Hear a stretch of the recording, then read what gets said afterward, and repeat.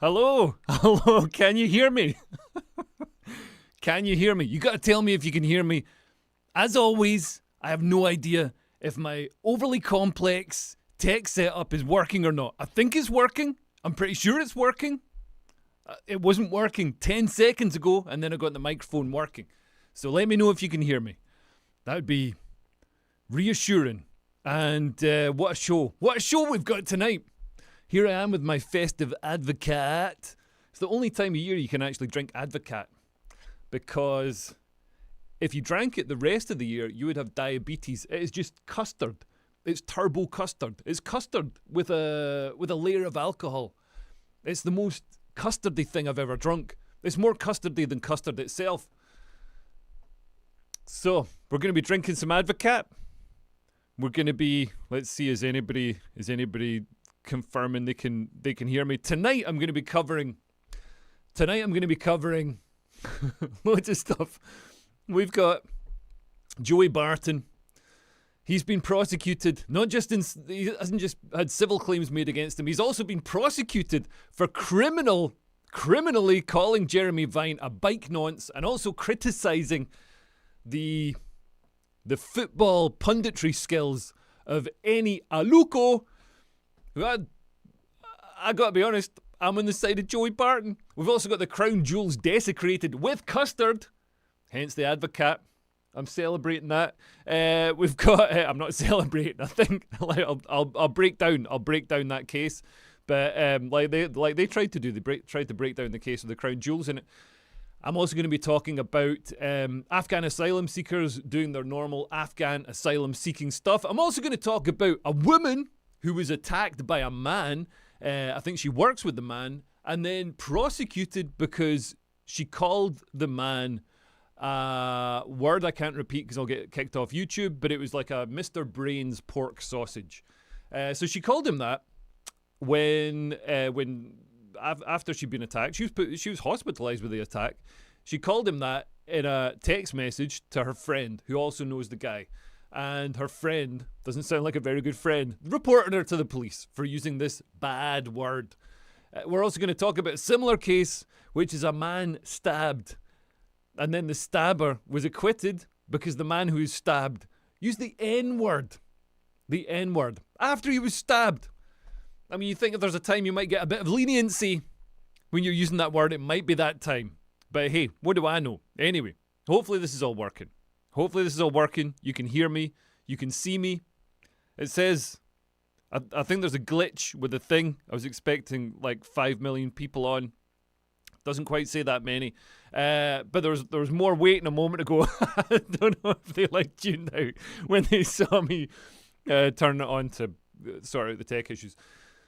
But anyway, we're going to kick into it because what we've got now is Portsmouth Council are getting in the Christmas mood by sending letters to council housing residents warning them not to hang Christmas wreaths on their front doors. This is a Liberal Democrat-run council, of course it is.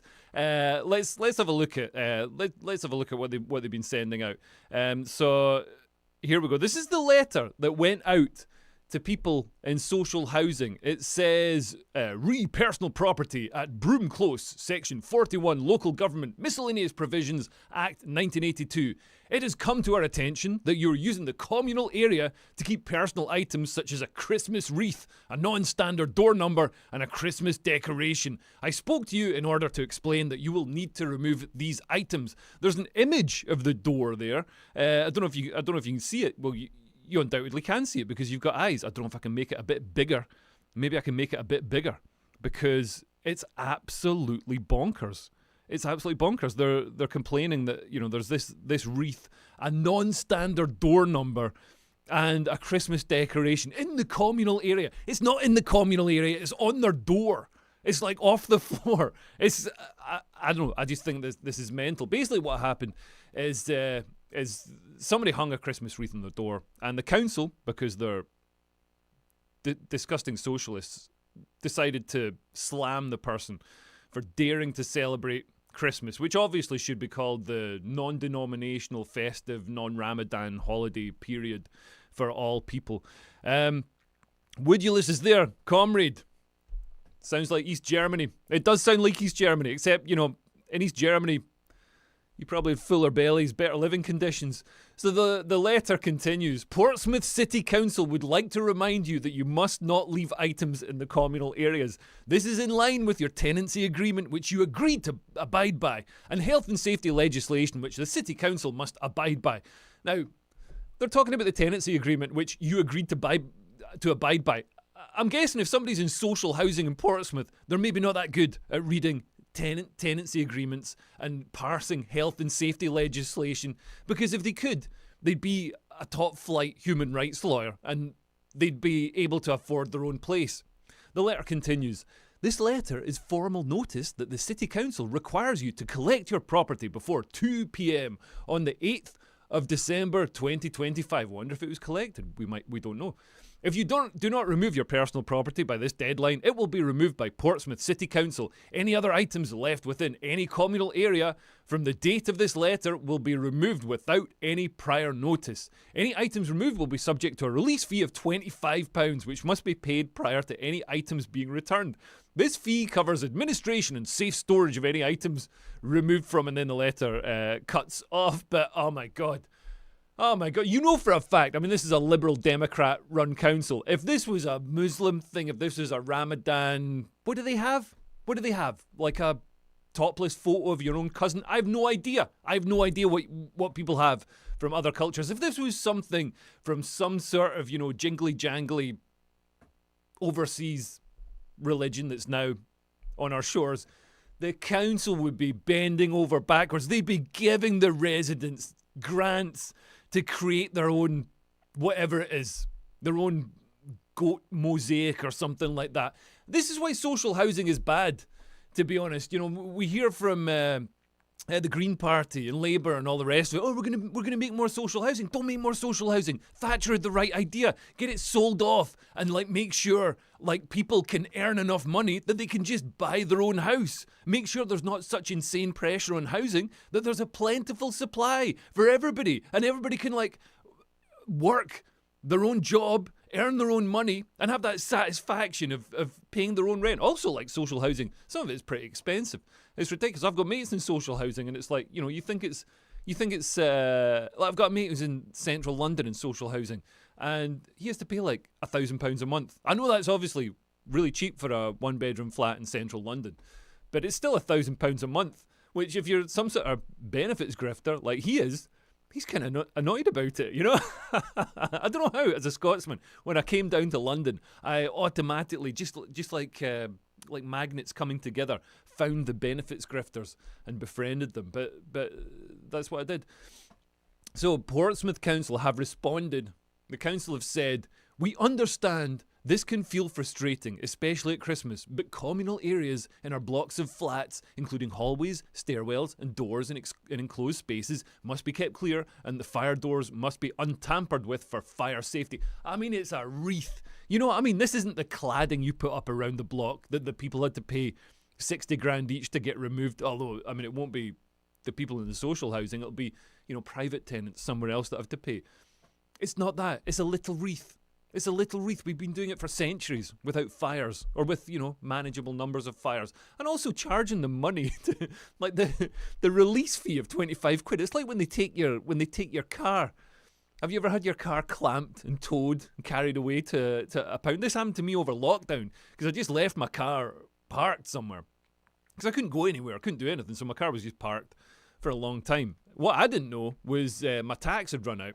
And then the car tax people were driving around. They found it.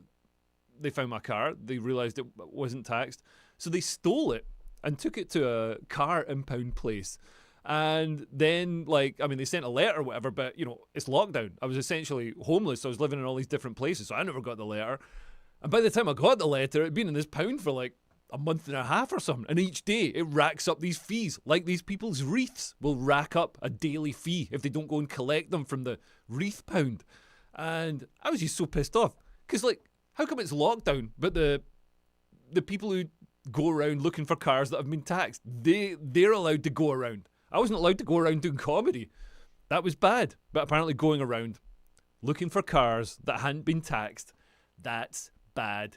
Anyway, that's the first bit of Christmas cheer. If you've got a pint of Advocat in front of you, then do take a swig. We've got more Christmas cheer now. With an N-word stabbing acquittal. This is a man acquitted of stabbing. Wait, I'll go back to that.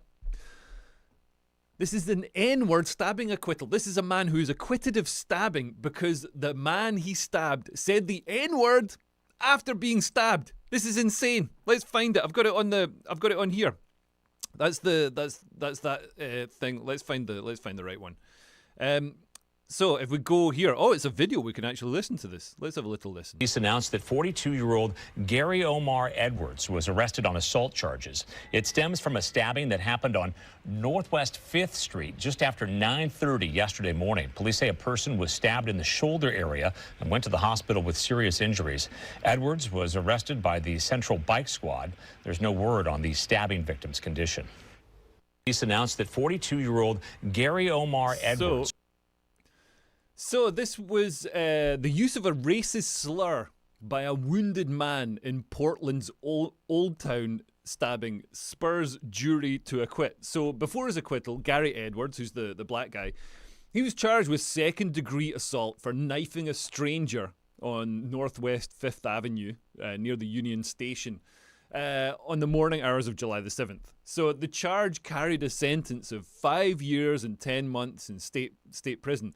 But while Edwards, the black guy, admitted to the stabbing on the witness stand, he said it was self-defense based on the other man's aggression. So Edwards testified that Gregory Howard Jr. started yelling the racist slur at the start of the confrontation. And the other guy, Howard denied that. I mean, what's the traditional way of defending yourself against racial slurs? You got to stab someone? I mean, this is why they're shouting the racial slur in the first place. Like, you don't answer a racial slur. I've had racial slurs shouted against me in Jamaica by black dudes, in London by English dudes. I didn't pull out a knife and start stabbing people. You know what I mean? Like, it's a word. You can't fight words with knives.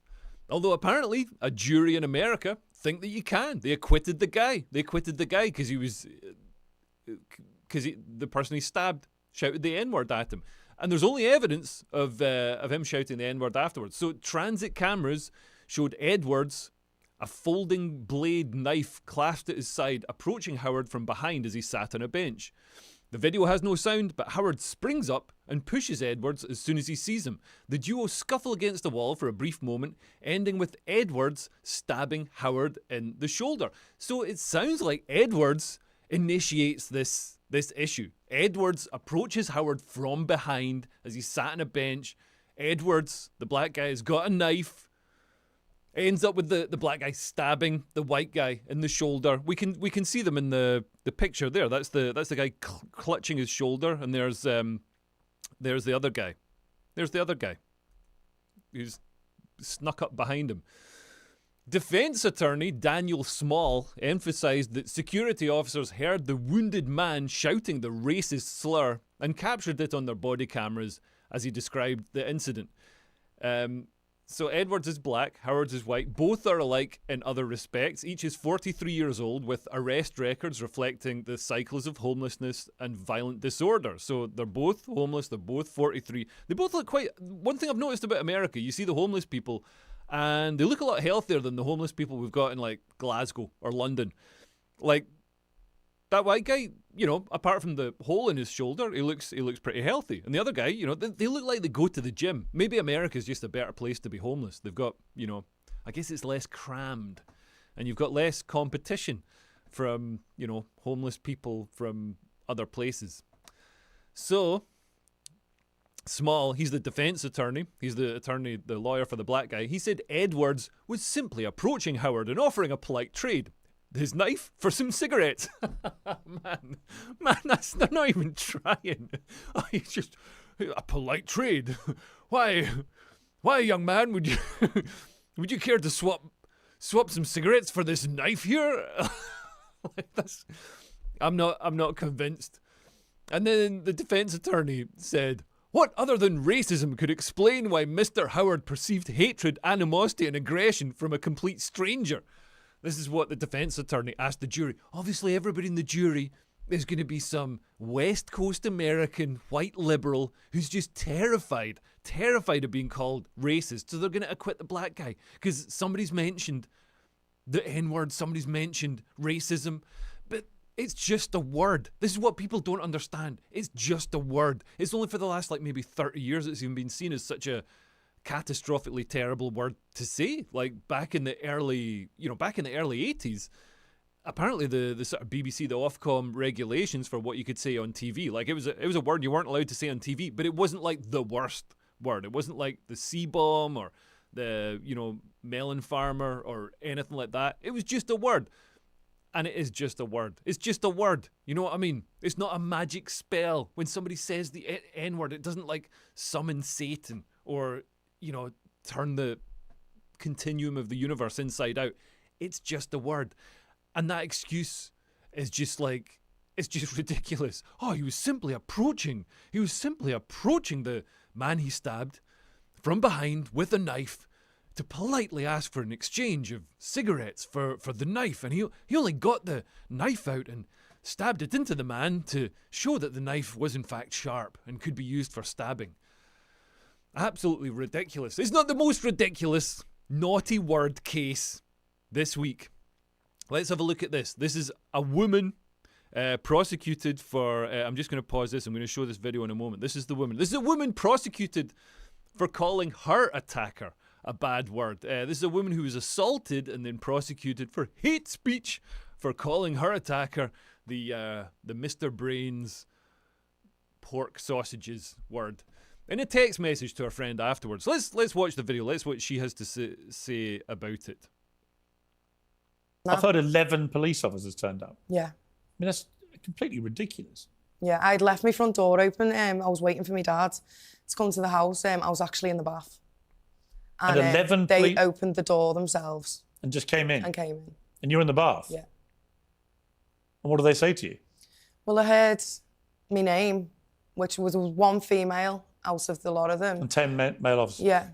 And then I heard my name, and I thought, oh, it might be my sister, because it didn't sound like someone who was... Because obviously I was upstairs in the bath. And then they just come up the stairs, and they didn't give me any privacy or anything. Like, I had to... You were naked? Yes. How did that make you feel? Disgusted and really upset. I was crying my eyes out. And what did they say to you? What did they say they were there for? Well, I was just... I want to see the body cam footage from this arrest. Asking them, can they just leave the female officer and can they please go downstairs? As obviously I was upset and I had no clothes on, and they kind of wanted to watch me get changed, and I was very upset about that. In the end, they did send the males down the stairs and the female officer sat with me. I was crying my eyes out. I was really upset. And then I said, well, what are you even here for? Because I was shocked. I was in utter shock. And she said, for malicious communications, hate crime and malicious communications. And I said, well, what for? And they said, we'll discuss that when we get to the police station. Absolutely mental. Absolutely mental. So, I mean, a couple of points. She was attacked by a guy that she knew, and it was really bad. She went to hospital and stuff. She had a mutual friend with this guy, and she messaged the mutual friend, I think it was from hospital, saying, I was attacked by this guy, blah, blah, blah. And at some point in the discussion, she called him the bundle of sticks word, the Mr. Brain's delicious pork sausage word. The word, I love those Mr. Brain's pork sausages. I love to have them in my mouth. Not as much as I love a penis, but this is the word that she called the guy in a text message. Like, listening to her accent, I'm sure she said worse. She's just, she's a plain talking, honest woman. She's a hard working woman. She works in care. Man, let's hear the detail of it. So a mum of four who branded her alleged attacker Mr. Brain's pork sausage bundle of sticks in a rant to her pal has been convicted of a hate crime. Elizabeth Kinney sent a barrage of messages to describe how a mutual male acquaintance had attacked her. The care home worker, 34, also shared pictures of her injuries from the alleged assault, which resulted in her being admitted to hospital. But she was reported to police over the use of this word to describe the alleged attacker and was charged with malicious communications offences. We're going to come back to this in a moment when we're talking about Joy Barton. These laws are insane. So Kinney, this woman, has now pleaded guilty to causing to be sent by public communication network an offensive, indecent, obscene or menacing message. She insisted her words were a thoughtless rant and that she was not attacking anyone's sexuality. But the prosecutor said that her remark was homophobic. Kinney was handed a 12-month community order with requirements that she undertake 72 hours of unpaid work and 10 rehabilitation activity days. I mean, this is kind of disgusting, man. She works hard. She works in a care home. She's also going to have to do 72 hours of unpaid work on top of that. She's got a 12-month community order, whatever that is. Nobody knows. She's got 10 rehabilitation activity days. I mean, is that just going to be sitting getting training? She was also made to pay £364 in costs and surcharge at Sefton Magistrates Court. None of the messages or context were fully read out in court, and it was believed nobody has been arrested or charged over the assault. There we go. It's the same thing. It's the same thing as that thing in America. The guy doing the stabbing gets away with it. The guy who said the word because he'd been stabbed gets punished. Here, we've got a woman attacked by a man so badly she ends up in hospital. Obviously, she's going to be distraught after that. She's going to be sending some text messages. And she gets in trouble because of a word she said in a private text message that isn't even that bad. You can see it. If you go to the Tesco's website, you can see it. You can see it right there. You can see it right there. It's just a sausage. It's just a delicious, mouth-filling sausage full of creamy goodness. It's not even homophobic. Like, when people use words like this, it's not homophobic. Like, that word is sort of diverged away from anything to do with homosexuality or, you know, gayness or anything like that. It's nothing to do with homosexuality. It's just a slur. Just a fun slur that people like to shout. I understand, you know, it's got a context of abuse and all the rest of it. But I think in a private conversation, when you've just been attacked by a man, I think it's okay to be a little bit, you know what I mean, to let off some steam.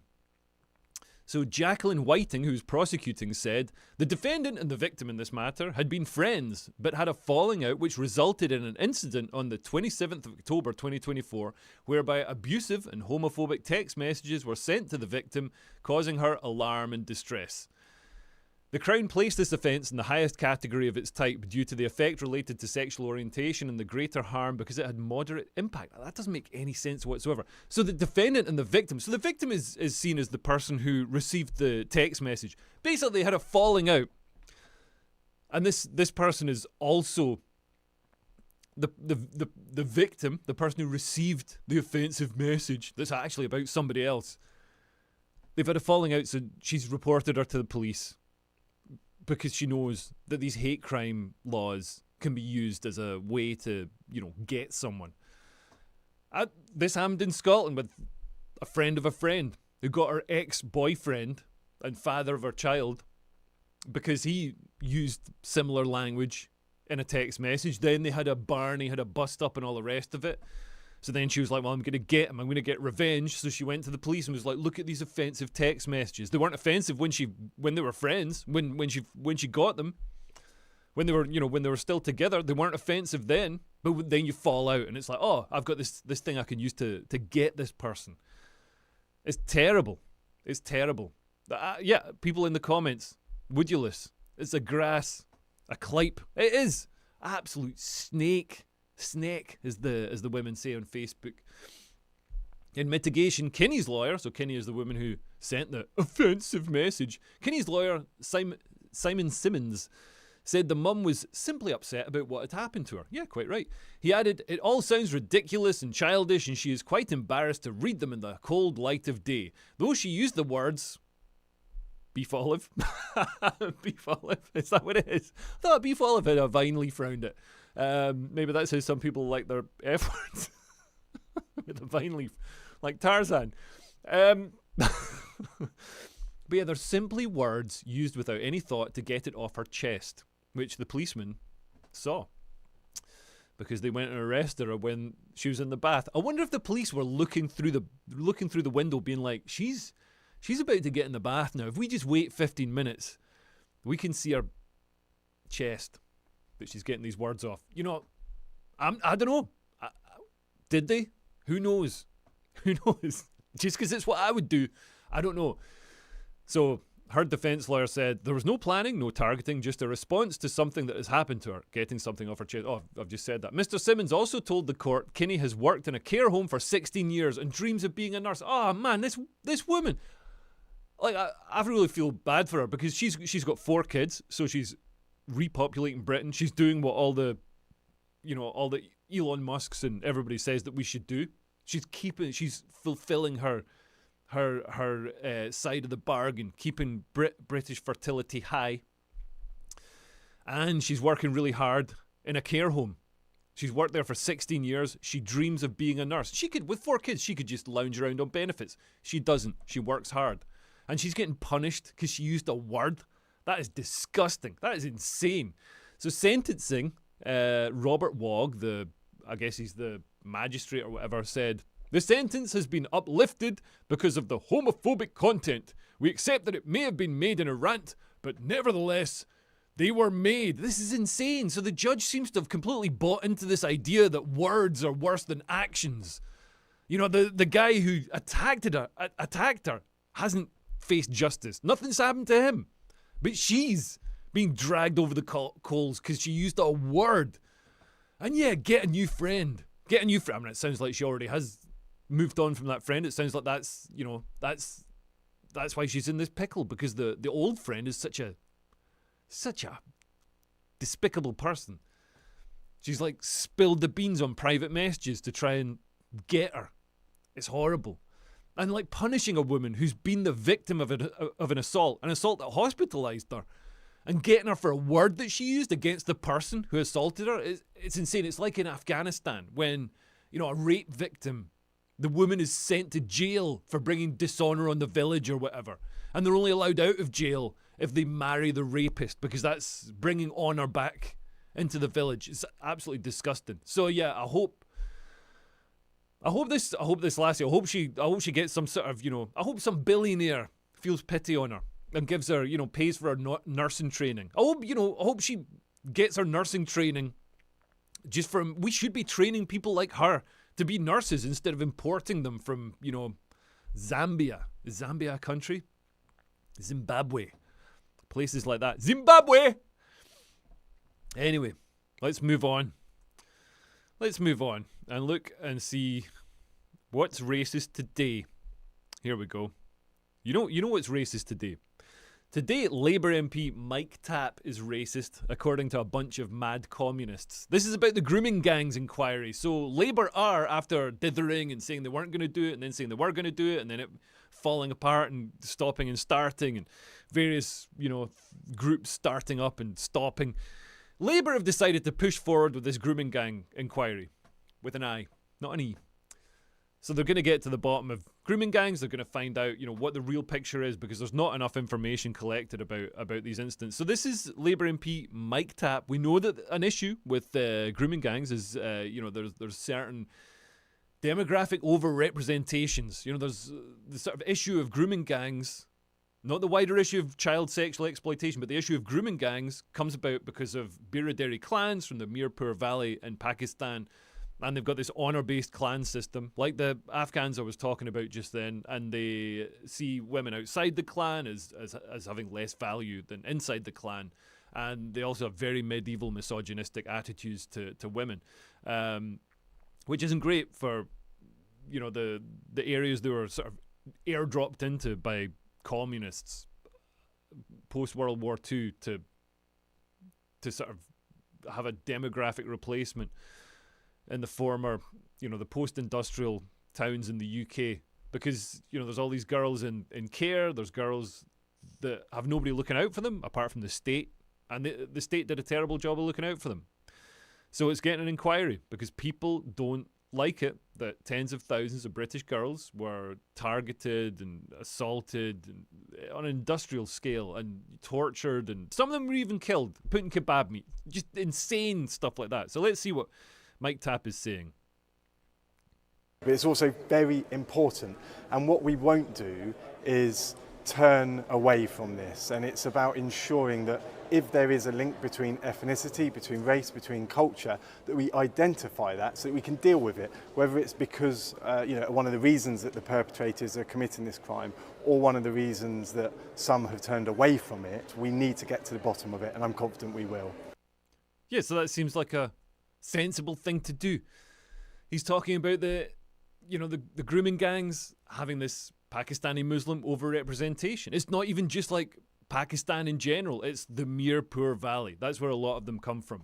And if you look at the mugshots, however much they try and obfuscate it in the data, because obviously our establishment, our academics, our police, a lot of government has been captured by these communists. But if you look at the mugshots, they can't hide it there. It's a bunch of guys. Let's have a look. I've got a picture of the mugshots here. Let's have a look. Where is it? Where's the mugshot? Maybe I don't. There we go. Look at that. Look at that. Whenever you get another one arrested, another grooming gang taken down, there's a huge overrepresentation of guys who look like that and have names like, Ali, Jihad, Durka, Muhammad, Jihad. It's stuff like that. So common sense tells us there's an issue, but the data isn't always there. But let's look at some of the responses to Mike Tapp, who just very reasonably is saying if there is an issue with certain demographics overrepresented, we shouldn't shy away from talking about it and looking at it. Let's see what they say. So, here we go. Oh, I've gone back to the... that.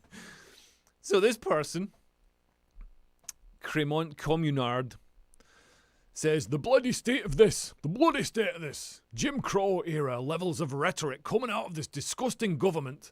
What culture do British priests have that links them to child rape? What culture TV personalities and pop stars? Absolutely disgraceful white supremacist bollocks. Look, she's trying to say that TV presenters, it's the same as grooming gangs. I'm sorry, but as a TV presenter, I take umbrage at this. It's not all TV presenters. It was some of them, and it was in the 70s. And also Hugh Edward, maybe occasionally some of the other ones. But, that was... we won't do is turn... That was because they created a system where people had unaccountable power. So Jimmy Savile could do what he wanted. And everybody looked the other way, like they're looking the other way now. Let's see some more reactions. This is Mothin Ali. Mothin Ali, who's he's a Green Party councillor, I believe. He's a politician for the Green Party. He famously, when he got voted in, he celebrated by shouting, Allah Akbar. This is for the people of Gaza. Because apparently being in the Green Party doesn't really mean anything about the environment anymore. He says... For those at the back of the room, there's no link between grooming gangs, any particular race, religion, or culture. To pretend that being called out for echoing reform is somehow being attacked is a very shallow way of trying to avoid scrutiny. Apologies needed for this racist dog whistle. Can't imagine why Muslim Mothin Ali would be obfuscating and denying that there's any link between ethnicity, religion, particular demographic groups and this crime. Really can't imagine why he's doing it.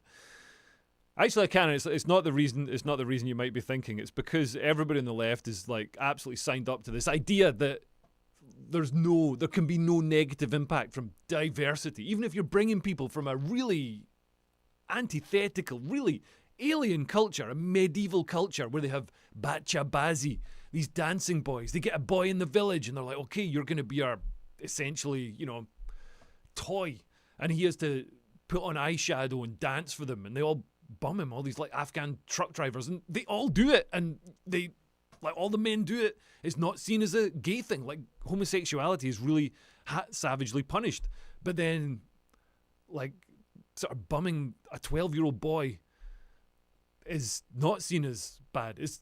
I don't understand the culture. I really don't understand it.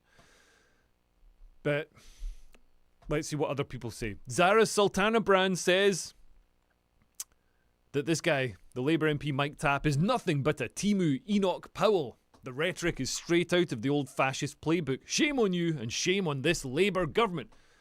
So that's Zana Sultana brand there. She's saying he's nothing but a Timu Enoch Powell. I'd way rather have a Timu Enoch Powell than a Alibaba, like Don Butler or whoever Zara Sultana brand is. I mean, like Timu Enoch Powell sounds pretty good. Like an Enoch Powell, but delivered straight to your house from China for very little money. That sounds great. That sounds great. Just as long as he comes back. I think what we're seeing now, Enoch Powell. For years, Enoch Powell was, derided as some sort of, frothing mouthed fantasist, some racist. What we're seeing now is that actually Enoch Powell, if anything, was wildly optimistic about how well multiculturalism would go. Now, talking of people with some strange things to say, we've got Dr. Shola. Oh, I wonder if she's got a reasonable take on the whole issue. Nope. So Dr. Shola says, white men, should I try and do her accent? No, I can't do her accent. I'm not Justin Trudeau. White men commit the most child rape and child sexual abuse in Britain, not black or brown men. Oh, this is the problem with, like, every single time. Understanding per capita. Every single time. She's got an honorary doctorate from Newcastle University. She's like some sort of academic at Newcastle University. Do not send your kids to Newcastle University. They don't understand just basic concepts. Like Britain, England and Wales is like, what, 84% white? Something like that. Probably a bit less now. So you'd expect 84%, if everything's proportionate, 84% of the crime, of any crime, is going to be committed by white people. But, things aren't proportionate. Different groups commit different types of crime and different amounts of that crime. And if a certain group commits, like, say, 20% of the crime or 40% of the crime, but only makes up like 1% of the population, then they're hugely overrepresented. But Dr. Shola can't see it like that because understanding per capita is something that she can't do. So let's see what she says. Oh, she's actually doing a video. Oh no, she's not doing a proper video. She's just doing one of those ones where she nods. Sort of like me, but I talk as well. Let's just see what she's saying. Oh, now I get it. You want to link ethnicity, religion, and culture to child rape? Let me help you. If you're going to be exposing them by race, the biggest child sex offenders in Britain are white. The biggest child sexual abuse gangs in Britain are white men. Home Office reports. Well, these Home Office reports, these reports from the Jill Dando Institute of Crime Science and UCL and stuff like that they're obfuscating the issue. What they do when they look at data like this is they look at the wider issue of child sexual exploitation, which can cover everything from things like it covers everything. But the grooming gangs were a very specific issue where you've got these men getting these girls, plying them with alcohol, drugs, sometimes saying that they're in a relationship. I'm your boyfriend. They go to the most vulnerable girls, like working class girls from broken homes, or girls in care homes that had been left to be looked after by the state, and they subject them to really, just horrific, just like life-destroying crime, life-destroying assaults, and over and over and over again, dozens of men, horrible, just the absolute worst. And that's getting lumped in with, stuff like Hugh Edwards. Not that I'm saying Hugh Edwards doesn't deserve to burn in hell as well, but getting messages on his WhatsApp or whatever, still bad. Still also contributes to children being harmed, but it's not the same crime. But what they do is they lump everything in together, and also when they record the ethnicity, they're very careful to fudge it to try and hide the ethnicity of any perpetrators if they're not white, because obviously we can't have any truth getting out there, because then that might spur racism, that might spur a racist backlash, and a racist backlash is much worse than recording the data properly. And also, if you're investigating it and you do find that there is an overrepresentation of a non-white group, then you get called racist for mentioning it, as we're seeing right now. It's ridiculous. It's ridiculous. And this guy, Mike Tapp, he's not saying that there's definitely a link. He's saying that if there is a link, we shouldn't shy away from looking at it. And obviously we shouldn't shy away. And also we know what the link is. You know what I mean? The mugshots always look like this. You sometimes get, a ginger one in there as well. But they generally just look like this. And I know people who've been victimized by grooming gangs. And I know them independently of, becoming a commentator or whatever. Like, just from my real life. And I'm not from an area where there were grooming gangs. And, and I probably know other people who haven't reported it, who, have just moved on with their lives and haven't told anybody about it. And, like, one of the lassies I know that was a victim, it's changed her life. I mean, she's fine, she's happy, but, her life has been changed. It's pretty incredible. And there was no criminal case with her. She was 16 years old when it happened, but 16 is still young. You know what I mean? Like, honestly, raising kids in this country. Imagine raising, like, a girl, and, like, 16 years old is the age when they're going to be going out to the park, having a drink, having a bit of advocate. And when I was growing up, I could go to the park. I could go and drink some cider or whatever and fall about with my mates, and, we'd get split up from each other or whatever, and my parents didn't need to worry about it.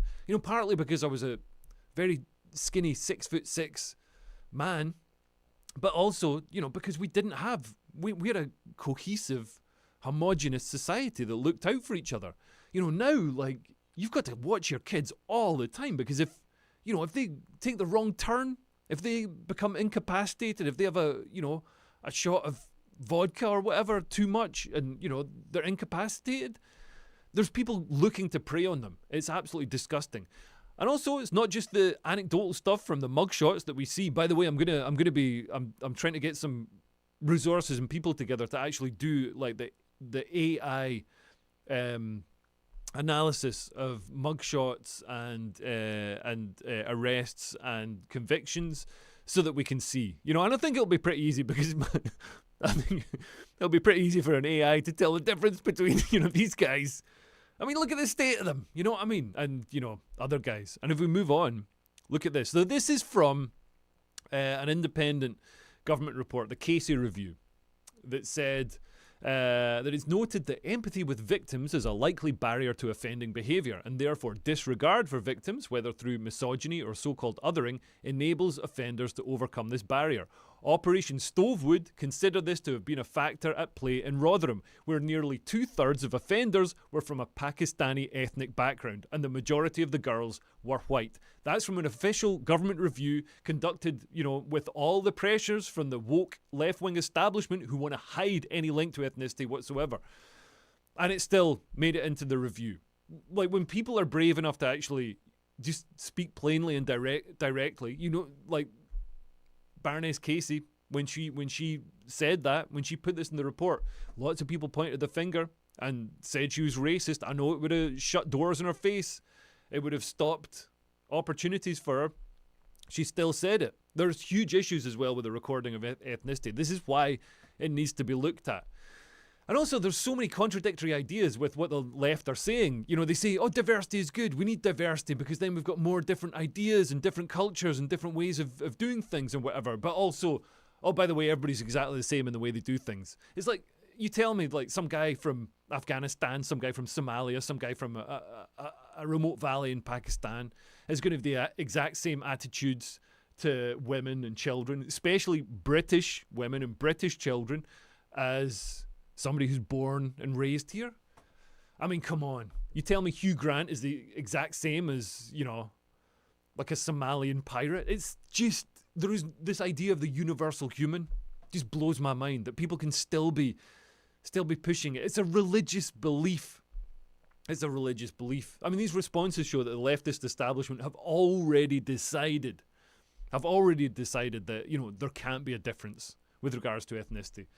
So it's going to be so hard for any inquiry to actually show that, because we talk about, when people are talking about systemic racism, the real systemic stuff is stuff like this. There's the stuff, through the system that says that you can't be racist, and that does more damage than any racism could.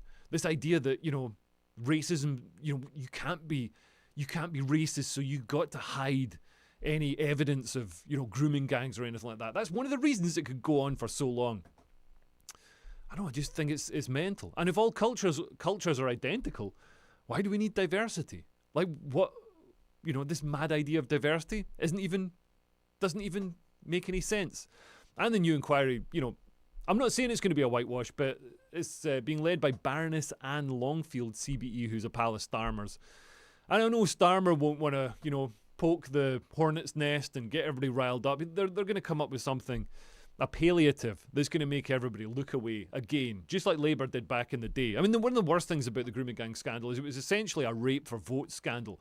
Because, back in the day, Muslims tended to vote Labour. In 2019, 85% of British Muslims voted Labour. And then, Labour had an incentive to bring people in, to keep the borders open. I don't know why Boris continued it, but Labour wanted to bring people in because they knew they were going to vote Labour. That's changed now because the Muslims have got enough numbers now in Britain to actually elect their own candidates. So we're seeing, the ethnic enclaves in Britain elect their own candidates. But, for a long time, they would vote Labour. And because they voted Labour, Labour looked the other way when it came to issues like this. They didn't want to do anything to upset the community. They didn't want to do anything to, to stop them voting for them. And I genuinely think it's only now because the Muslims aren't voting for Labour anymore that Labour have decided, well, we might as well have an inquiry into the grooming gang scandal stuff. I hate to be a cynic. Let's move on to something cheerier. Woodulus says, does Dankula have a racist dog whistle for his pug? Yeah. Wouldn't that be, what? That'd be a great bit of merch. I'm going to get in touch with Marcus and tell him. That'd be an amazing Christmas present. Get a racist dog whistle. No, fuck it. I'm going to do it. What a great idea. Oh man, you just made me a millionaire. I'm writing that down. Right now with my pen. Racist dog whistle. That's one of those notes. I always find little notes just around, like in the bathroom and stuff. And it'll say something like racist dog whistle. Or, what have I got written down here? I've got Allah Akbar, women's spaces, Rupesh, Parliament, yoga section. I have no idea. I know what the Parliament one means. I've got no idea. Yoga section? That meant something when I wrote it down. So in a week or so, I'm going to look at racist dog whistle, and I'll have no idea what it means. But anyway, let's have a look at something a bit more fun. So let's move on. Joey Barton has been prosecuted. He's got a suspended sentence. How do I get back to where I was? So yeah, Joey Barton has got a suspended sentence. He's been criminally convicted for posts on social media because he was being mean to people. He was being mean to Jeremy Vine, Eni Aluko, and someone else. The bike nonce stuff. I just made that too small. It's not fitting. There we go. Let's just drag that out like that. Just trying to get it so that flickery advert isn't on. So let's just go through all the cases because it's complex. He had a lot of time in court. He had civil cases, he had criminal cases. So there was Jeremy Vine versus Joey Barton. This was a defamation case, so a civil case, not a criminal case. So Jeremy Vine sued Joey Barton over 12 X posts, a hashtag, and a GoFundMe post in which Barton repeatedly called Jeremy Vine a bike nonce and associated him with Jimmy Savile and Jeffrey Epstein, or Epstein, however you pronounce it. So let's have a look at it. I mean, this is Jeremy Vine. Would you describe this man as a bike nonce? I certainly wouldn't, because you can go to jail if you do. But, just the idea that, bike nonce is a serious thing. Nobody saw Joey Barton calling Jeremy Vine a bike nonce and thought, oh yeah, no, that must be a serious accusation of paedophilia. Oh yes, no, yeah, Jeremy Vine. No, I mean, if anything, it's the way Jeremy Vine's dressed that would make people think that. So at a May 2024 preliminary issues trial, the judge held that 11 of the 14 publications carried defamatory meanings. Most meant that Vine has a sexual interest in children, especially when it was combined with Savile and Epstein imagery. Following the Meaning ruling, the case settled. Barton paid 6-figure damages and costs, so at least £110,000 reported, and issued an apology in open court in October 2024. So, in this case, the High Court held that bike nonce, plus the paedophile insinuations, equaled an allegation that Vine is a paedophile, which is clearly defamatory. But nobody thought it was real. You know what I mean? You tell me, this is Joey Barton. Nobody looks to Joey Barton for, like, serious, like, a serious opinion. He's just a fun guy, mouthing off, saying some fun things about Jeremy Vine. And there's another thing, there's another reason that Jeremy Vine really shouldn't have had the upper hand here. I'll get to that in a moment. But first, let's look at another defamation case. This is Eni Aluko versus Joey Barton in the High Court. This is separate from the criminal case. Aluko sued over posts made in January 2024. Key posts included Joey Barton saying, tweeting about her having a victim card, telling her to cry me an effing river, calling her a dreadful tone-deaf pundit. I mean, this is all just... How can that possibly be any of that defamatory? This is just valid opinions. And there was a second tweet stating, Dad was a Nigerian senator, dodgy money, Rolls Royces, race card player. So that's defamatory, apparently. Except her dad was a Nigerian senator. You know what I mean? And man, I don't know if you know much about Nigeria. There's a lot of corruption in Nigeria. Hey, maybe Eni Aluko's dad is the one non-corrupt Nigerian politician. Maybe that's what it is. Hey, don't sue me, Eni Aluko. Dodgy money, 3 Rolls Royces, race card player. So in Aluko versus Barton, there's a Guardian screenshot post as well, which wasn't defamatory in its natural meaning, but it was defamatory on an innuendo meaning, implying that Aluko cynically exploited her status as a victim of racism. This is the sort of victim card. Whereas the dodgy money race card player post meant she lived off corrupt money and had, on at least one occasion, cynically sought to exploit her race. No! Someone exploiting the race in the media? In 2025? And since George Floyd? Somebody getting ahead because of the colour of their skin? No. Well, even though the BBC actually, specifically say, oh, we're gonna raise our quota, we're gonna make sure we have at least 25% representation. They literally said that. They said that. You know what I mean? They said that. And then, look at the output of the BBC. Look at every advert. Look at every Netflix show. I was watching that Netflix show. Is it Netflix or somebody else? Now TV. All Her Fault. And it's a pretty good show, if you want a show to watch with your wife. It's better than, what is that, Ally McBeal. There's some terrible ones you get lumped into sitting on the couch and sitting through. But it was a fun show. But in the show, just apropos of nothing, she's got like a black best mate, this fella coming round, and it's just like the most normal and natural thing in the world, and her husband's not like, what? Why you got this black fella coming round all the time?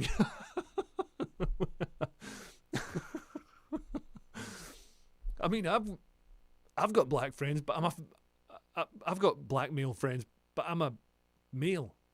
I'm a male. And the dodgy money race card player post, meaning she lived off corrupt money. I mean, come on. He was a Nigerian senator. But what does Eni Aluko say about it herself? Let's have a little look, because she did an interview with Newsnight. Jesus, look at that. Look at that face. Well, let's hear her talking first.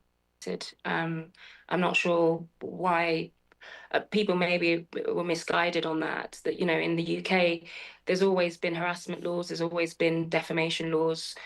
They've been around for a very long time. So, and those are the laws, that we have enacted and relied upon to get the sentence that has been handed down today. Malicious Communications Act is an act that's been in the law for years. So I think the online space has almost created this false pretense that you can say what you want, and it doesn't mean, it doesn't have the same real world consequences as if you did it in real life. Free speech has always had parameters, has always had consequences, and I think this case is a reminder of that. Wow, that is a pretty savage, that's a terrible camera angle for somebody with that hairline. I mean, that's what I looked like before I went to Turkey. You know what I mean? That is like, she looks like the guy in Princess Bride who says, "Inconceivable." Anyway, enough about her hairline. I don't want to get done for hairism. Is that a thing? It probably is. Hairlineism. Just because I've gone to Turkey and sorted mine out. Maybe she doesn't have the resources. I've got lots of corrupt money. My mum's a Nigerian senator, but I mean, thank God the establishment is throwing men in jail to protect our deified class, you know, from criticism of our dogshit football commentary. Because most of it was just criticism of our football commentary. So she's talking there about how the laws that are used to get her convicted are completely valid and stuff. I don't think when the laws were created, the people creating them had the idea that they were going to be used to protect a football pundit from being told that they're a shit football pundit. And also, before I get on to the details of her criminal prosecution, I wonder if any Aluko has ever been mean to somebody online. Wouldn't that be funny? Well, let's have a little look. Oh, what's this? This is Paddy Kenny, who shared private Instagram DMs from any Aluko criticising his football punditry as jealous, bitter and poorly timed, such as mocking a podcast segment on cannabis use. So let's see what any Aluko has said. Hey-oh. Hi, Paddy. Can't say that I've ever seen you as a pundit get airtime. There's probably a reason for that. Well, that's a nice thing to say, any? Disagree respectfully, but coming for former players who have been pundit at the highest level for 10 years makes you look jealous and bitter, mate. Not a great look. So, any Aluko used to play football. But, you know, I know people, she's saying she's playing at the highest level. Yeah, the highest level for a woman. It's still women's football. It's like, you know, when the what they call the Lionesses did well in the World Cup. Did they win? I don't even know if they won, but they did quite well. And everybody's like, they're playing so amazingly. It's like they're playing against women. It's not that hard. You know what I mean? This is like 12-year-old boys. And they're in England, so they don't become Batcha Bazzi. But yeah, she's posted a link to something he's talking about and said, brilliant punditry, talking about getting stoned, amazing use of your airtime. Sorry, what podcast is this? Let me know when you're on TalkSport, ITV, BT Sport, Amazon. I'll tune and see how you use your airtime. She means tune in. It's not a very nice thing to say. She's having a go at some guy, Paddy Kenny, former professional footballer and male football, the hard type, dad to 5 amazing kids, director of PK Transport Movements, don't know what that is, after dinner speaker. All inquiries email paddykenny1@hotmail.com. Let it down with the email address at the end. You know what I mean? Get a professional, at least have a Gmail, not your original Hotmail that you got when you're 12. But he's like some guy who, I was just going to say, is he white? I think he is white. You know, obviously, it's not been a great time in the world of punditry to be a white guy. They already had enough white guys. And Eni Aluko, you know, she did well. She did well. Some people did well. It's the same in comedy. A lot of people got thrown up that ladder. That, you know, that greasy pole that I couldn't get up. Because they already had enough guys like me. Well, actually, they didn't have any guys like me. Guys like me weren't allowed on because I'm right wing. They had enough, you know, guys who looked like me but with the right opinions, and they couldn't let anybody with the wrong opinions. So yeah, let's move on and talk about the criminal case. So Cheshire Police began investigating Barton in April 2024 for possible offences under communications legislation. Oh, that communication. Oh, you did a bad communication. He was later charged with 12 counts of sending grossly offensive electronic communications with intent to cause distress or anxiety relating to posts about Eni Aluko Lucy Ward and Jeremy Vine between January and March 2024. The precise indictment wording is not publicly published, but the CPS, BBC, Guardian, Sky and Reuters consistently describe the posts forming the basis of the 6 guilty counts. They include posts about Eni Aluko and Lucy Ward, the Fred and Rose West thing. So he had a thing, Joey Barton had a bit of a thing about Fred and Rose West. He photoshopped an image placing Aluko and Ward's faces onto Fred and Rose West. I don't know, this seems defamatory to Fred West. If it's defamatory to anybody, at least he could lay a fucking patio. You know what I mean? So the photoshopped image is repeatedly identified in reporting as one of the posts the jury found grossly offensive. Where did they get this jury from? Like a convent in 1940? This is mental. You find that grossly offensive? Is this your first day on the internet? There's also a post saying Aluko was only there to tick boxes, part of the broader abusive campaign considered by the jury. Then, in the criminal thing, there were posts about Jeremy Vine. These posts were treated as paedophilia, insinuations, consistent with both the criminal case and the civil case. He called Vine a bike nonce. A bike nonce. What does that even mean? When I heard he called him a bike nonce, I didn't assume there was any sort of insinuation there about sex or anything. Like nonce, yes, it can mean nonce, but it can also just mean, you know, you're a fanny. And when bike is put in front of it, like, what does it mean? He's having sex with underage bikes. He's getting little bikes. You know those little bikes that the clowns ride at the circus? He's getting them, and Jeremy Vine is humping the bikes. Nah, Nobody believed that there was any realistic insinuation there. If they did, then they're mental. Everybody's pretending. Everybody's pretending that that's what people thought to get Joey Barton because he's not a lefty. He's not been a good boy like Gary Lineker. As well as the bike nonce thing, there was a post replying to Vine and referencing Jeffrey Epstein, e.g. been on Epstein Island, reinforcing the paedophile insinuations. I know, not to defend Jeffrey Epstein, but, you know, weren't the girls on that island like 17 and stuff?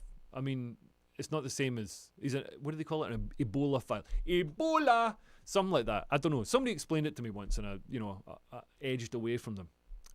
Because anybody who goes around explaining that, you know, why are they explaining it? That's why I'm stopping explaining it now. There's also a photo of Vine captioned along the lines of, if you see this fella at a primary school, call 999. All right, but that's a bit much. All right, Joey, calm down.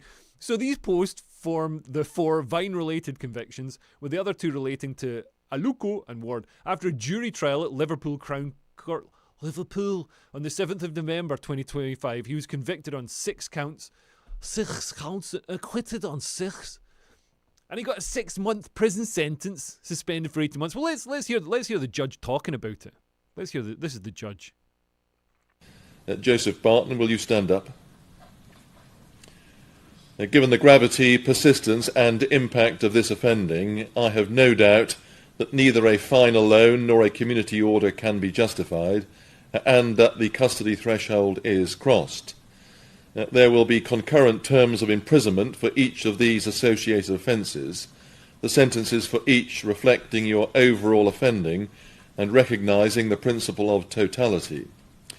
However, applying the imposition guideline and carrying out the required balancing exercise, I'm satisfied that it's not necessary for those custodial terms to be served immediately. In light of the steps you have taken, I am persuaded that there is some prospect of rehabilitation, that an immediate custodial sentence is not required to protect either the public or the victims, and that a suspended sentence order may itself operate as a deterrent against any future offending by you. So that's the judge explaining how he's giving him a 6-month prison sentence, 200 hours unpaid work, £23,000 prosecution costs, a 2-year restraining order banning him from contacting or referring to Vine, Aluko or Ward on social media or broadcast platforms. It's absolutely mental. I mean, I think this is actually more. I mean, the prison sentence is suspended, but then if Joey Barton does anything, you know, he goes to jail for 6 months for posts on social media that aren't even that bad.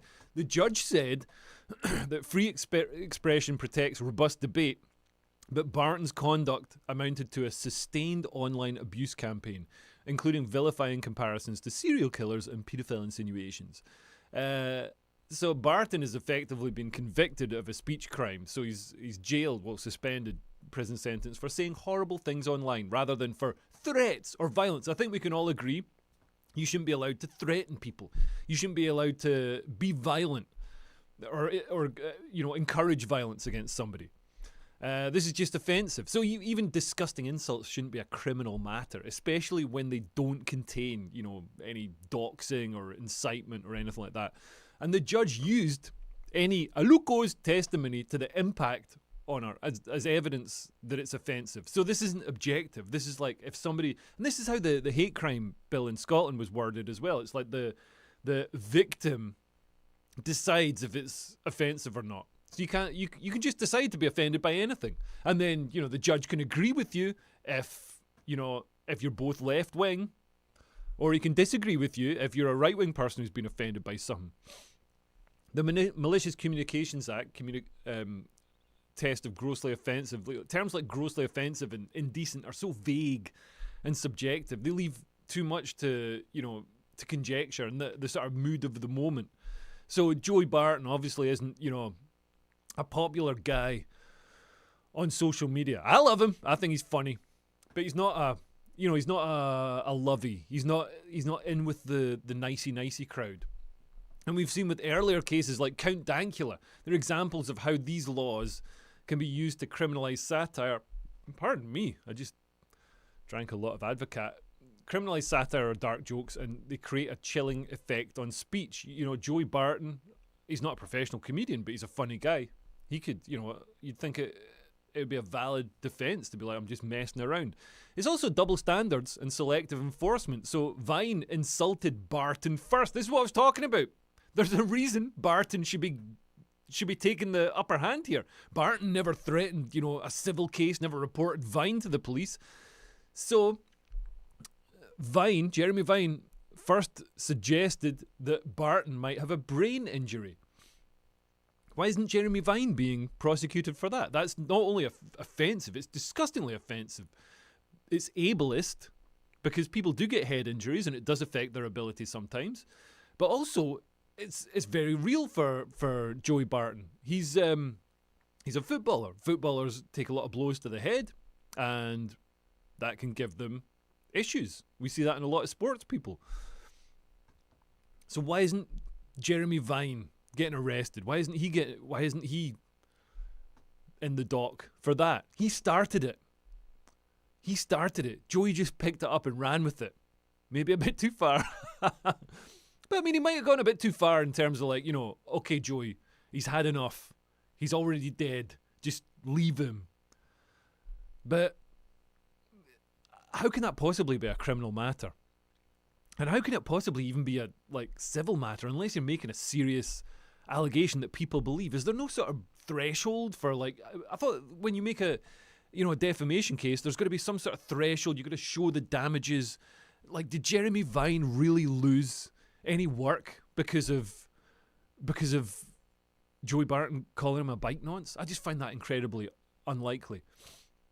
And UK police make thousands of arrests a year for grossly offensive online messages, often for political or highly emotive topics.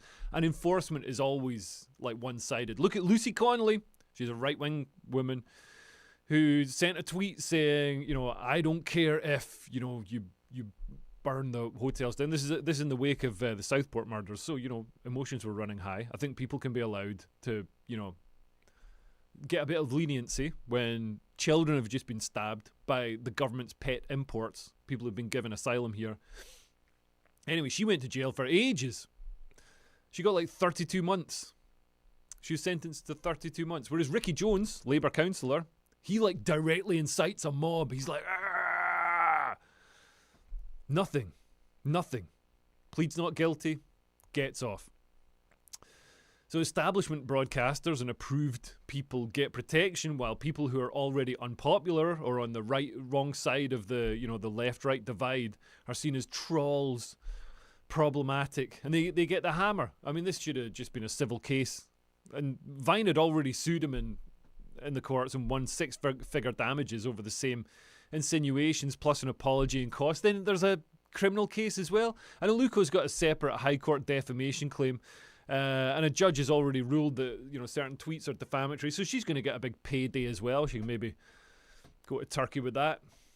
But this, using criminal law on top, just feels like overkill. Like, there's an argument that criminal sanctions should be reserved for threats, incitement, or sustained stalking, not for just insults. And Barton is explicitly framing his appeal as a fight for free expression. And his case is part of a wider European trend of cracking down on offensive speech online, especially speech against establishment figures. We're seeing this across Germany. It's not just in the UK. Like in the UK, we had like something like 13,000 arrests like 2 years ago for hate speech, whatever you want to call it. Oh, I've reached my goal, just from my step goal, just from waving my arms around. And I think last year it come down to like 9,300 or something, but it's still like ridiculous that we've got thousands of people being arrested every year in Britain for speech crimes, for opinion crimes. But in Germany, it's even worse. A German man was prosecuted or investigated for calling a politician fat. Do you want to have a look at the politician they called fat? This is her. This is her. This is her. She literally looks like a human armchair. Like, how can you be prosecuted for calling her fat? It wasn't a sustained campaign of abuse, where the woman was so upset that she started comfort eating and ballooned from 9.5 stone to whatever she is now. To, you know, when she gets on the scale, it says 1 at a time, please. Like, you should be allowed to tell the truth in the Western world. Please, maybe. Man, how long have we done? I'm going to have to, like, end this soon because I always make you suffer through way too long. Like, you've gone to see a Christopher Nolan film at the cinema. Maybe we've got time to just talk about this this Afghan thing. Or maybe, you know what? Maybe I'll, instead of the Afghan thing.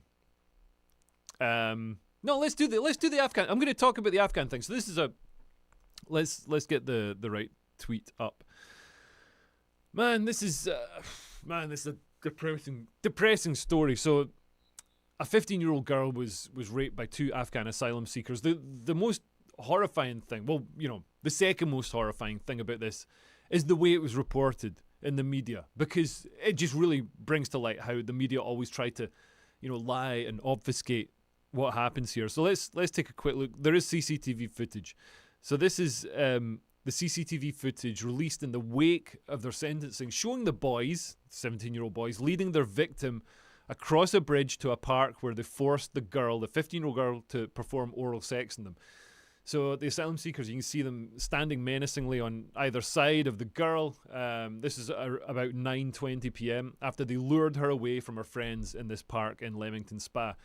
And separate footage captured by the victim on her own phone was so appalling that one of the boys' own barristers warned it would lead to rioting if the public were to see it. So this was hidden from the public. And the harrowing 3-minute clip showed the girl saying, "You're going to rape me," as she was forced away from the area where she had been happily socialising.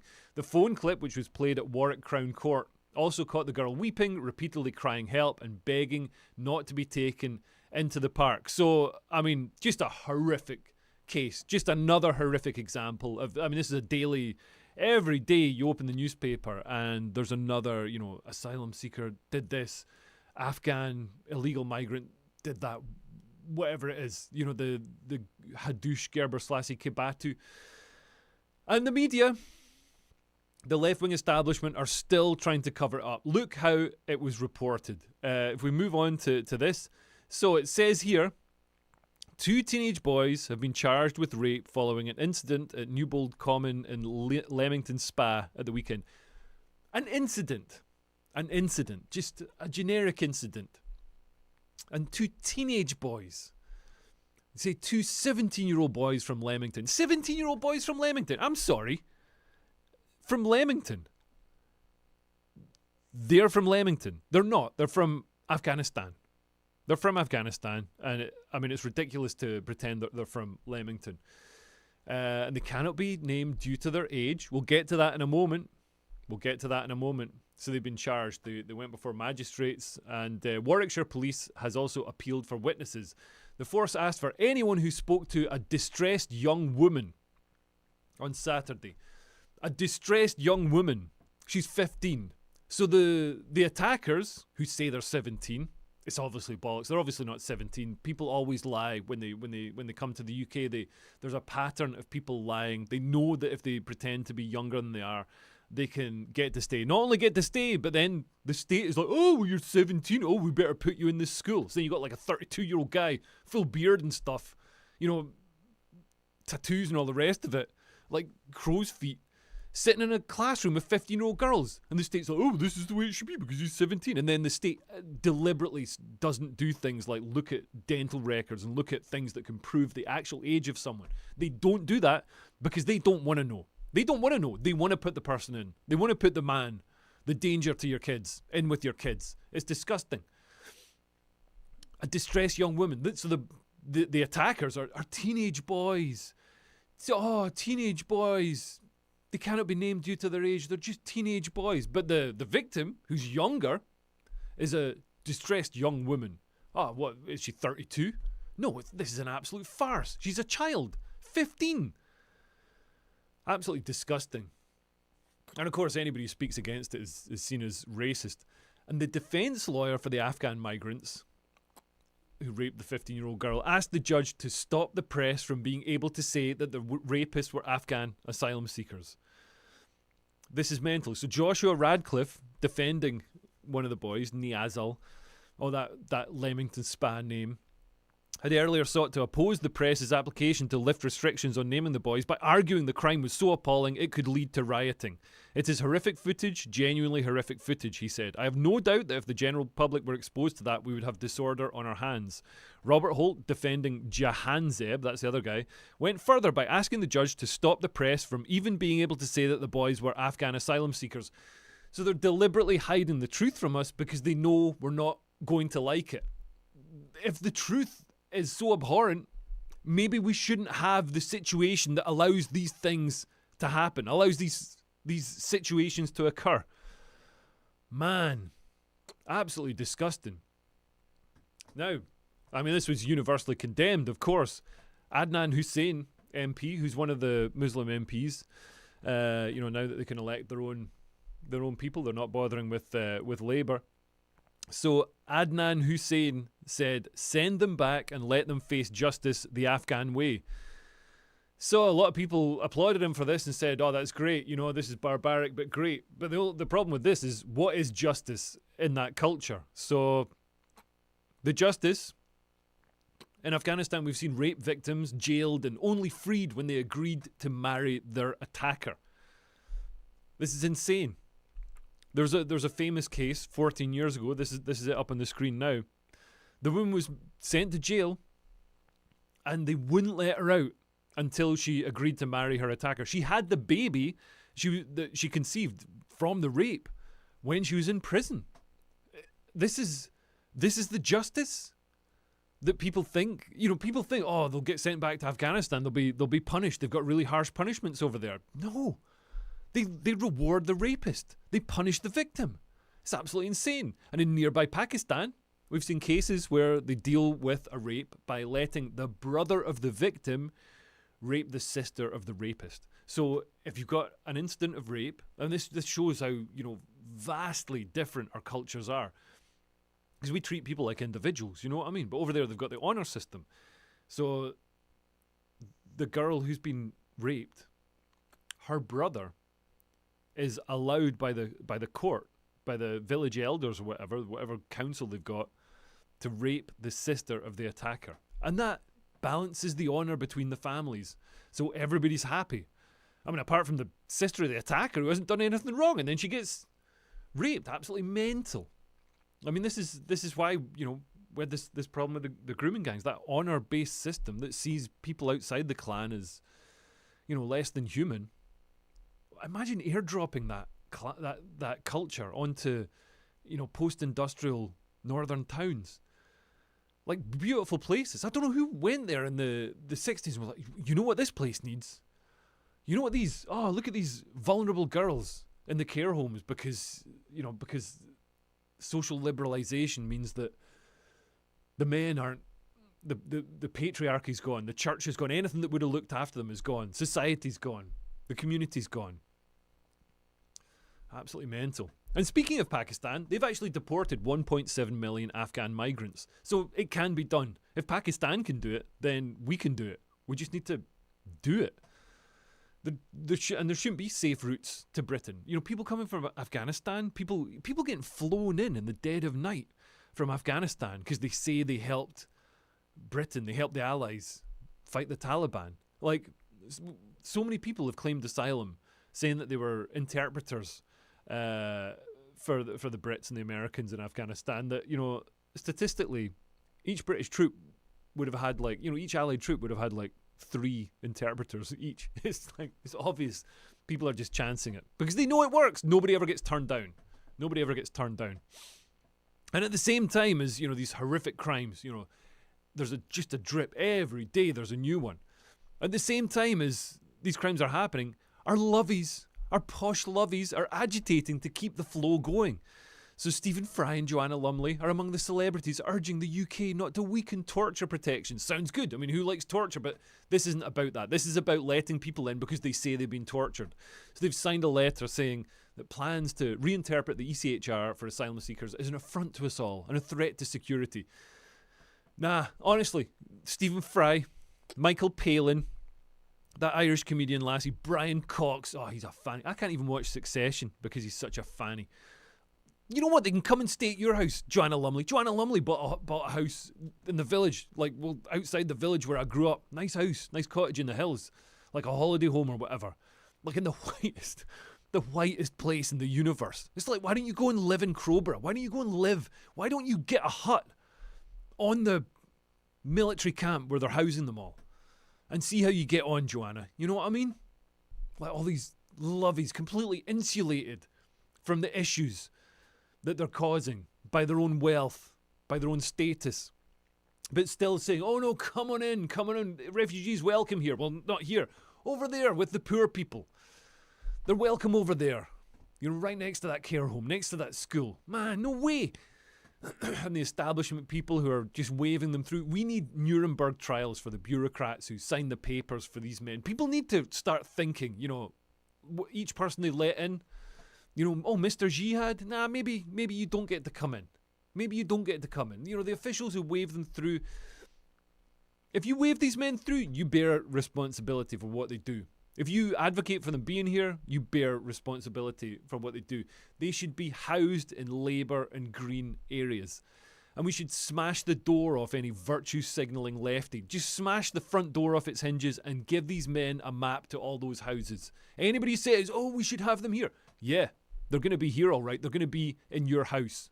They're going to be in your house. You're going to feel the same way that these poor girls feel. We should bust thousands of these men into Glastonbury. Why is Glastonbury not offering them thousands of free tickets anyway? Glastonbury's all like, oh, no borders. But they've got a big fence around it. A very secure border to stop anybody getting in and disturbing their utopian fantasy.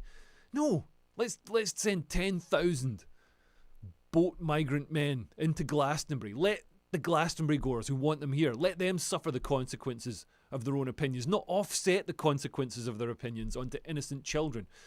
Okay, that was kind of depressing. That was depressing. Let's leave on a happier note. You're going to love this one.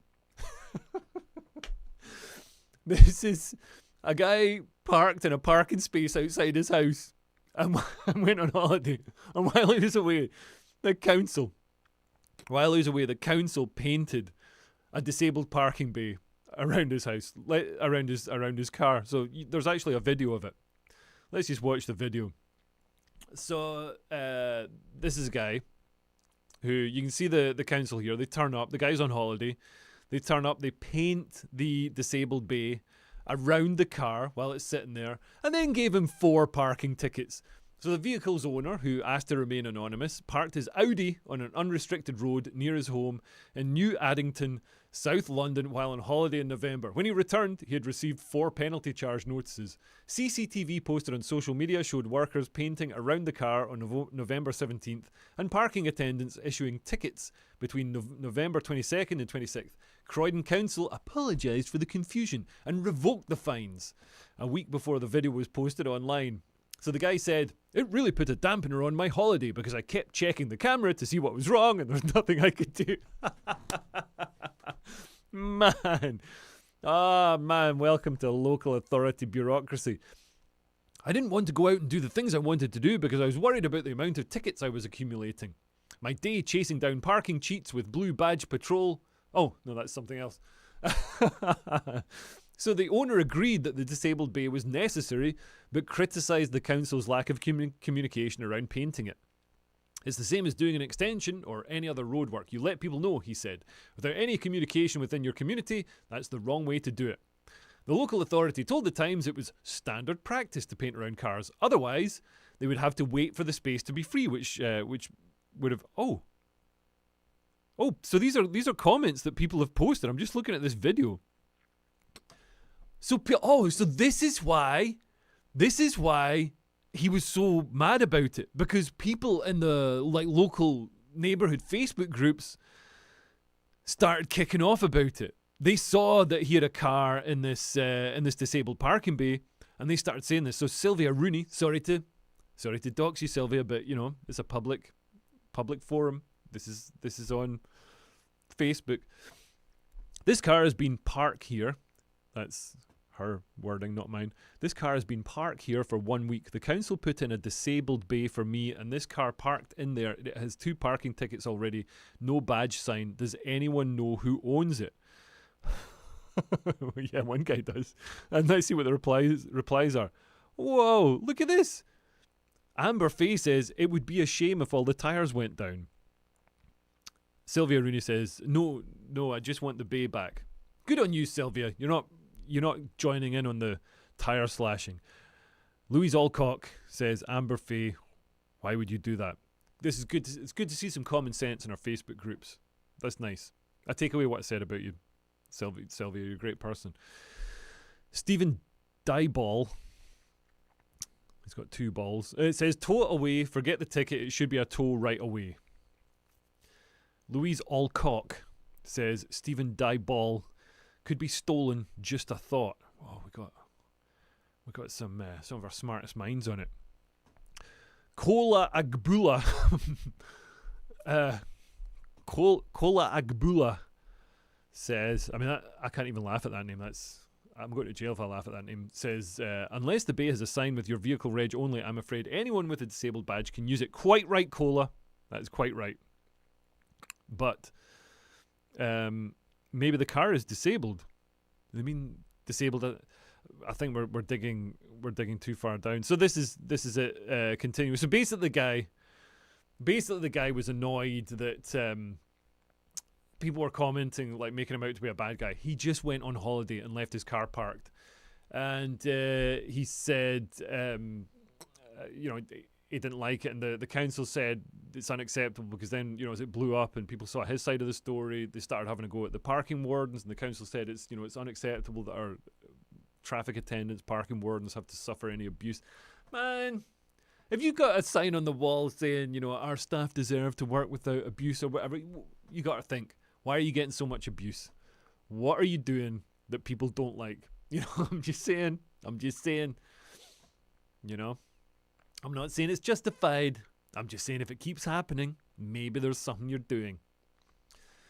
But yeah, the car's owner went public with the story because these comments on Facebook really upset him. He said, "It really upset me. I just thought, why are you looking at me as the bad guy?" And while Croydon Council had commented on the video, it is yet to confirm in writing that the penalty charges have been waived. There's been a snowball effect of wrongdoing, the guy who got it said. So that's a nice British... has it got a happy ending? It's got a kind of happy ending. Is this the guy who owns the car? Getting back to the car? I think so. Or is he just walking off? Who's this guy? Is this a guy putting a ticket on? Maybe that's a guy putting a ticket on. I don't know. Maybe he's just leaning over the car. Look how he's leaning over the car, just sort of alluringly. Oh, if we could just get it on the right frame. Yeah, that's like you know when you see a calendar with sexy pictures of Ferraris and stuff like that, and there's a hot babe leaning over the bonnet. Well, that's it. But if it's like a 62-year-old man doing it. Anyway, I've waffled long enough. Thanks for coming out. I'm just going to go through your comments now before I go. Nick Skin says, somebody, I'm not going to say the name because I don't want to go to jail, but somebody's got a forehead like a Klingon taking a shite. Quite right. I don't know why she put the camera down so low. You know what I mean? Like you want to do something that hides your female pattern baldness. And Nick Skin says about that fat German politician, big bones. Yeah, big bones covered in fat. It's like Harry Hill said about Rick Waller. He's got big bones. He's like 97% bone. Okay, thanks for listening. I'm going to do a Christmas special.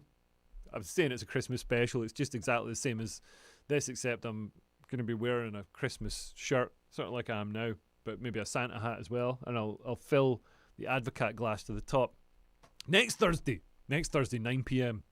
And I'll maybe do a public one as well. Okay, thanks for watching. I've been Leo Kearse. Bye. Bye-bye. Bye-bye. Okay, end broadcast. Have a great weekend.